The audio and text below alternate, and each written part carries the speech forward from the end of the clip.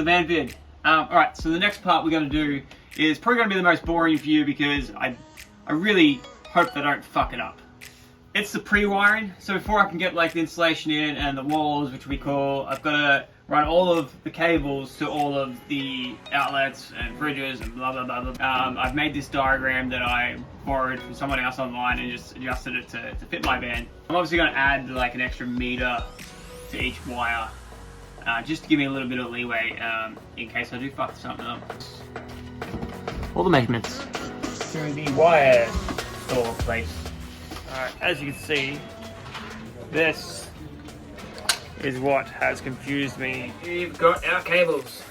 As you can see, there are different sizes, different colors. For this build, we needed to focus on amps. Why there's different size cables is because each of these cables can carry a certain amount of amps before it overheats and burns.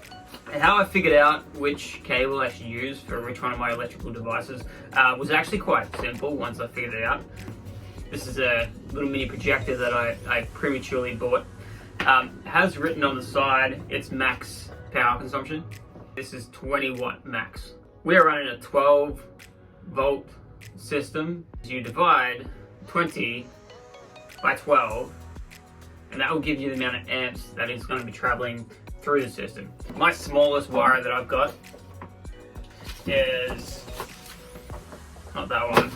It's one of these. is a 7.5. It's never going to overheat, hopefully. I'm not an electrician. Please don't copy this video. This is like a dummy's guide to building a van. Also gone out and bought a bunch of conduit, I think it is called. That's how you pronounce it. Conduit.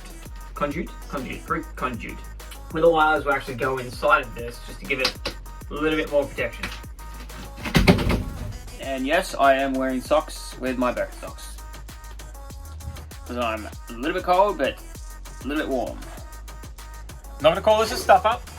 I've just changed my mind. What I've done is I've put a hole here and a hole here. I don't have roof boards that are going that way. I end up here.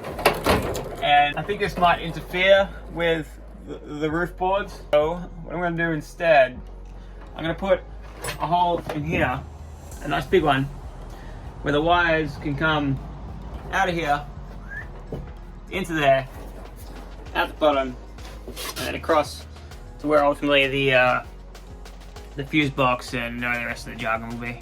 Alright, I have all my conduit in, where I want it to be. Hang on. Next I'm gonna feed the wires through, and then I'm pre-wired essentially. I'm happy, I've got everything, everything's labelled. I told you it wasn't gonna be that interesting. Next up is, I want to insulate the van.